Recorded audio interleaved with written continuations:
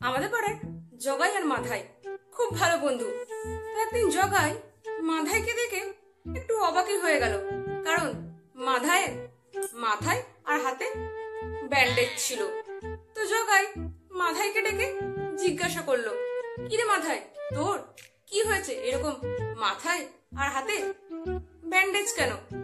তো তখন মাধাই জগাইকে বলল, আরে লোকে আমাকে গণপিটুনি দিয়েছে, আমি কিছুই করিনি। তো জগাই মাধাইকে বলল, কিছু করিসনি, এমনি এমনি তোকে সবাই গণপিটুনি দিল, কি হয়েছে বলতো?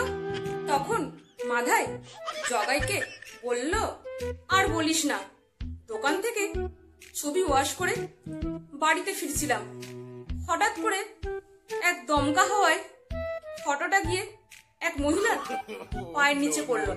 তো আমি মহিলাটিকে বললাম যে শাড়িটা সরান, ফটো তুলবো।